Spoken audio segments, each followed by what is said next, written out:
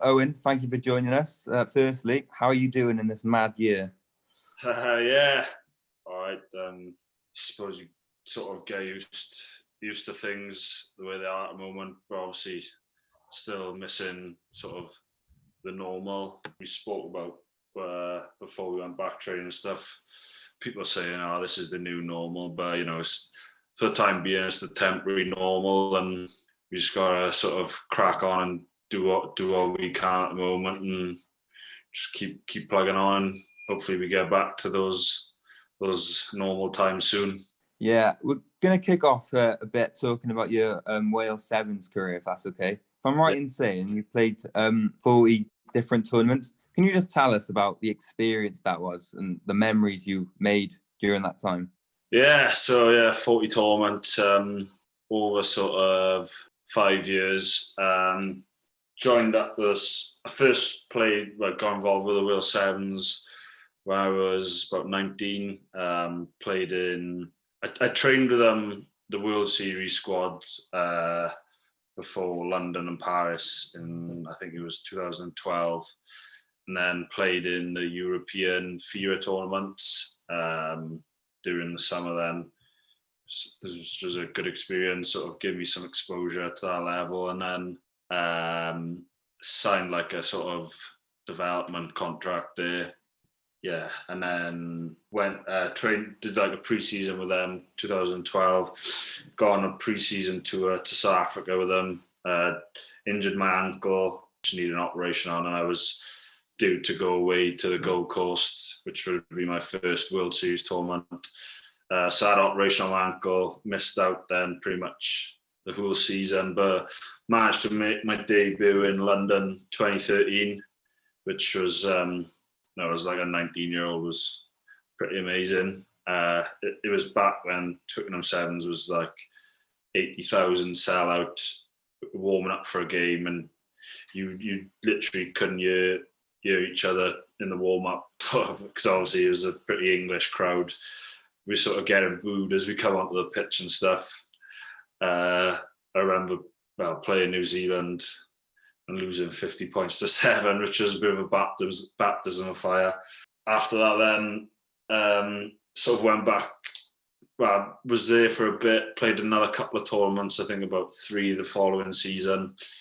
Then just was back into 15s for a couple of years with the Blues, and then joined back up with the Sevens pretty much full time, did full 4 years with them, which was, for me, it was not just the experience, that exposure, but just the way it developed me as a player as well. Like, I sort of left 15s environment at the time, probably wasn't where I should have progressed to at that stage, and just kicked on sort of those 4 following years, and they were the best years I've had playing so far, and it was amazing really, and the places you get to go. Managed to play in the 2018 Commonwealth Games, which was probably the best sort of rugby experience I've had. Just being part of that Team Wales. Played the World Cup then in the summer in San Francisco again, which was amazing, and then sort of then the following year was my last season with the Sevens, which was a tough year. Just about managed to beat off relegation. It's probably going from that year with the 2018 with the Commonwealth Games, with the World Cup, and then that following season sort of fighting to keep our jobs really. No one would have known what would happen if we did get relegated. It was a really tough year, but I suppose those experiences again sort of adds into that Sevens experience, and makes you probably a better person and a better rugby player as well. You mentioned the Commonwealth Games there and the World Cup. Would one of those be sort of your biggest achievement to date in rugby? I suppose, yeah. I think every achievement you make probably means something different, if you get what I mean. But yeah, that's probably, you look at your CV and you think, yeah, I've played in the Commonwealth Games, and unfortunately for us, the format of we were probably a few seconds off playing for a medal, because the tournament format was different for that tournament. It was only the top team from each group went through, and we had a deciding match against Fiji, which was into about 2 minutes overtime. We were attacking in their 22, and we just lost the ball. And yeah, it's a game I sort of still think about. We were another phase or two of play from probably scoring a try to send us into the semis to be able to play for a Commonwealth medal. But yeah, it was, from start to finish, it was an amazing experience. And out of all the places you've played, what would you say is the best place? Not necessarily the stadium or the atmosphere, but just the place in general, the culture. I think every sort of tournament has got its own sort of special things that you appreciate. Cape Town's amazing city, stadium's brilliant. The people, obviously, they love rugby at the time as well. Like the Springboks weren't doing too well, but the Blitzbokkers, they were on fire. And I think people in South Africa sort of invested all their sort of support into the Sevens team, and playing them in the quarterfinals in 2016, I think it was, coming out the full house against South Africa was amazing. I think we lost 35-0, and we didn't play that badly, but that's just how good they were at the time. Vancouver as well.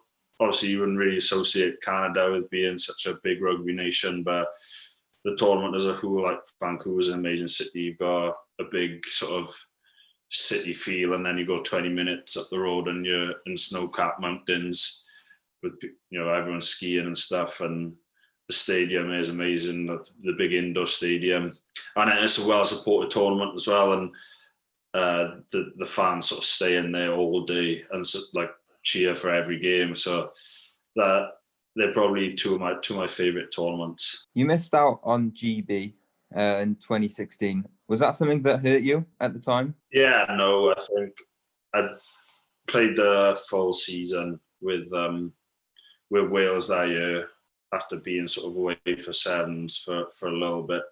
I remember I had a call off Simon Amor, and I missed the call, but I had a voice message, and they said, "Oh, hi Owen, it's Simon Amor.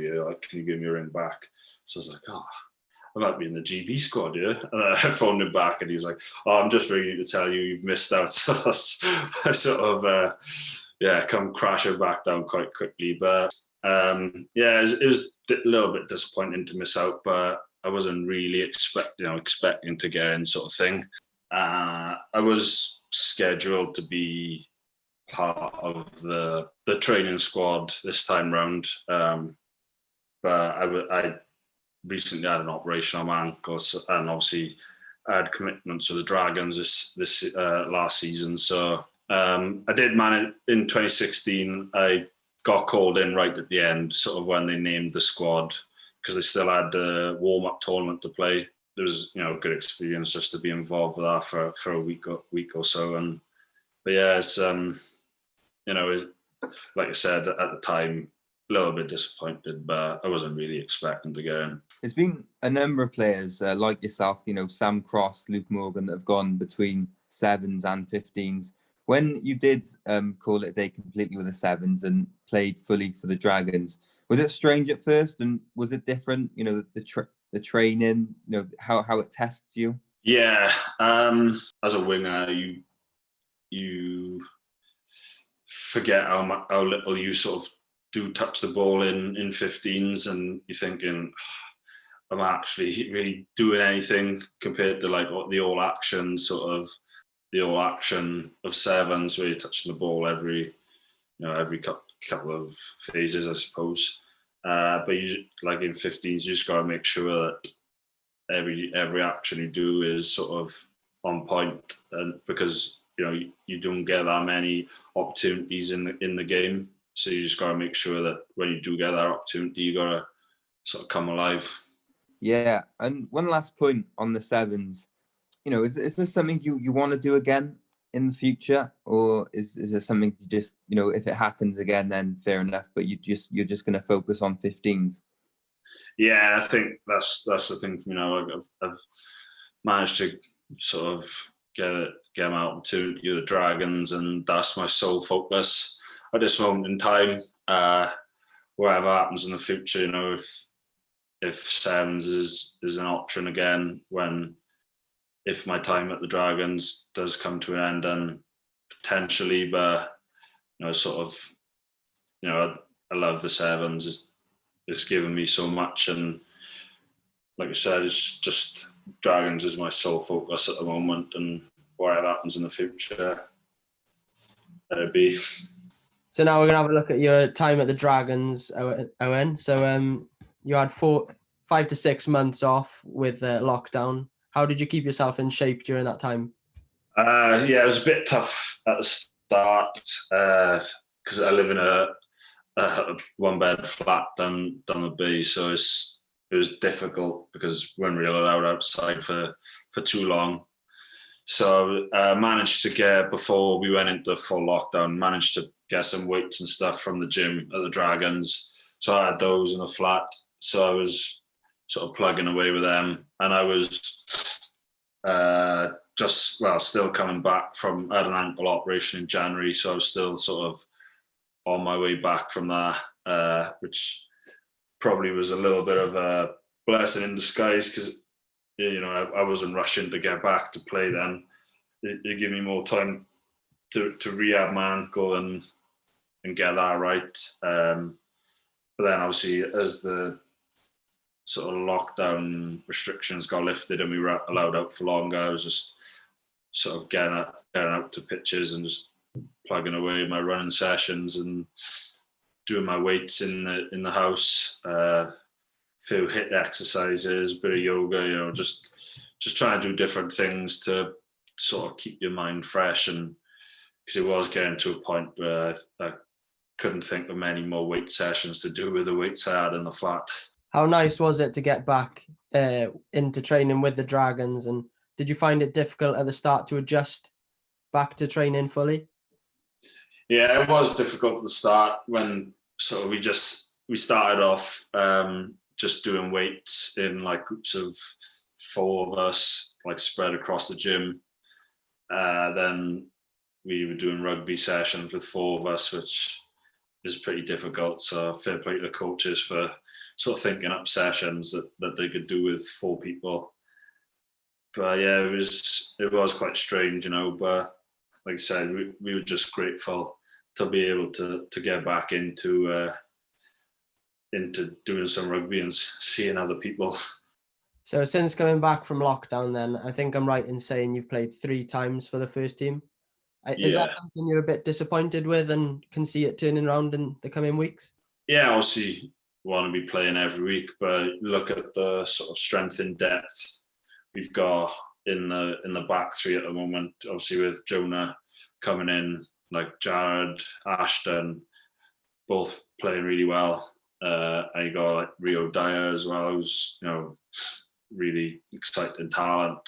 It's it's a sort of, there's only three places up for grabs every weekend, and if you lose out to people of that quality, it's obviously still disappointing, but they're all class acts, and you just gotta, obviously it drives your game on then to try and get back into that team. Yeah, you've mentioned the players performing well, and you've had some good away wins. What have you made of the season so far and the performances the Dragons have had? Yeah, we are progressing as a team again from last year. I think obviously playing in the Champions Cup is only going to benefit the team as well with the experience we're getting there, and obviously with sort of new challenge this year as well of not just injuries but losing boys to COVID and the close contact stuff. You could lose 3, 4. Well, we lost 5 or 6 boys, before our Champions Cup games, and they were all key players for us. But like I said, it's only going to make the squad better to give everyone those experiences. But yeah, you look at our away wins. I think it's the first time we've won 2 away league games on the bounce for 10 years, maybe. So you can only look at that and see that this team's going in the right direction. How challenging mentally is it at the moment, not knowing whether games are going to be played, not knowing if you're going to be involved or not due to people being taken out of the squad or things like that? How difficult is that to cope with at the moment? Yeah, it is tough, but you just got to remember that there's loads of people who can't sort of go to work or see their friends and family, and we're still fortunate enough to be able to go trading and stuff. So it's something you just got to think, all right, just get on with it, and trust our processes at the Dragon, sort of, for making sure that everyone's safe. Like, we always socially distance and stuff off the pitch, when we're in meetings, when we're in the gym. It's all videoed so they can track it back to see who's been in close contact. We get tested obviously weekly, so you just got to make sure that your processes are right and trust the processes that are in place, and it becomes sort of less of a worry then. Another negative of COVID is that we don't have any fans at the ground. How much is that going to impact the Welsh derbies? But on that topic as well, how do you see them going in the next few weeks? Yeah, like I said, it is gutting. The fans are going to be missing out on these derbies because they always sort of sell out. And I remember last year, obviously the game at the Arms Park was sold out. I think me and a couple of boys had to sneak in with the team because we couldn't get tickets because they'd all gone. So yeah, it's gutting, especially having the Blues at Rodney Parade. The fans there would have definitely made it more of an intimidating place to come for teams, especially the fans missing out on the Champions Cup. I think not a lot of teams would want to be coming to Rodney Parade this season with the fans there, but like I said, it's just something we've got to get used to. And a lot of people say, sort of make your own atmosphere in the ground. But yeah, how are they going to go? Well, first 2 Dragons wins, isn't it, surely? You were part of the 2013 under-20 side that reached the final and then unfortunately lost to England. How much of an experience was that tournament, even though you finished runners up? Yeah, that was probably another one of my best experiences I've had with rugby. Came into I didn't play the Six Nations because I was out injured with my ankle, but came into the squad a couple of weeks before the World Cup and then got in. And yeah, I can't really remember if we were thinking, oh yeah, we're going to get to the final. I think we just sort of built momentum through the tournament. Obviously, we had some class players in there. You look at the squad we had, the amount of boys playing regional rugby and who've gone on to play international rugby. With the quad we had in that squad, it's no surprise really. We did get to that final. We got out of that group. I think we played a good Argentina team in our group, managed to beat them, and then we had South Africa in the semi-final, which was going to be a tough game. And then we come through that, and but I think we were 15-0 up in the final. But you look at the team England out that day, it was. I think we've got a full through with nationals, but you look at that team and it was a pretty one in a generation team. I think they had like Jack Noel, Anthony Watson, Henry Slade, Cowan Dickey, Jack Clifford. Obviously, he's just retired, unfortunately, but at the time he was a hell of a player. Like David Sisu, I think he's playing for Italy now. So yeah, it was a pretty stacked team, and we pushed them close, but obviously the amount of talent they had in that squad was pretty scary. Yeah, definitely. Ross Moriarty was on the bench for them as well. A few years later, can we talk about your time with Ponty? Obviously, that try in the Premiership final to seal it, that must have been pretty sweet. Yeah, it was. That was a good time. My dad was on the coaching staff at the time as well, so that was pretty special to be able to share that day with him as well. I'd been getting a bit of jip off the Ponty fans as well. I remember I scored a couple of weeks before, and someone like commented, "Oh, even Owen Jenkins scored," because I wasn't scoring that many tries at the time, and yeah, so to get one in the Premiership final then was nice. So I think I put a picture up of me on Twitter then drinking a bottle of champagne with hashtag even Owen Jenkins scored. But yeah, it was a nice way to sort of round off that final, and yeah, when you look back, it was a nice try, to be fair as well. So during your time at Sardis Road and with the Dragons, and also on the Sevens circuit as well, you've played with a lot of players that have gone on to get international honours. How much of an aspiration of yours is it to go on and represent the Wales 15 side? Yeah, obviously, it's probably anyone who plays rugby in Wales, it's an ambition to sort of to get a cap for your country. Obviously, I've got a Sevens cap, but yeah, you'd love to do it, but I'm realistic about sort of where I am at the moment, and I just want to get into the Dragons team. That's my sole focus, and hold down a place there. Yeah, like I said, I'm realistic. There's a lot of wingers in front of me at the moment in Wales. You know, we've got some of the best wingers in the world with like Josh Adams, Liam Williams. You know, it's scary, really, the talent, the depth of talent there is. So I think there have to be something would have to happen for me to get in the squad. But like I said, my sole focus is on the Dragons. So at the moment, your sole focus is the Dragons, but in the next 5 years or so, do you see yourself maybe going abroad and trying to broaden your horizons in another league?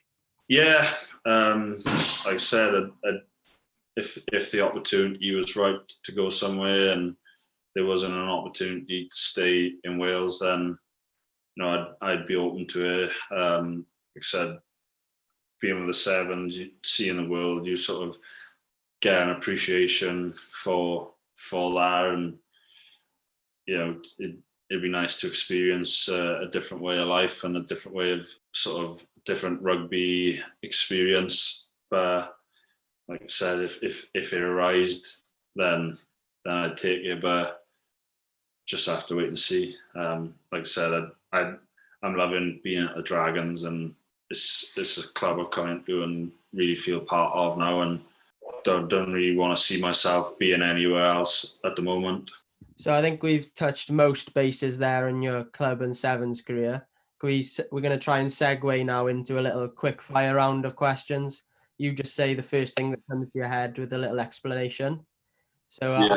I'll start with, who's the quickest player you've ever played with? Ashton Hewitt. Who's the quickest player you've ever played against? Colin Niles. Best roommate? Adam Thomas. Worst drinker? Jared Rosser. Best drinker? Best drinker. Leon Brown. Funniest bloke? Lou Reed. Worst at handling banter? Worst. Sam Cross. Finally, who's the best coach you've ever played under? I'll go joint top. It's tough on that. Dale McIntosh and Dean Ryan. Yeah, brilliant.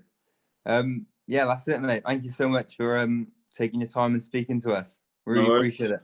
No worries. Thanks for having me, boys.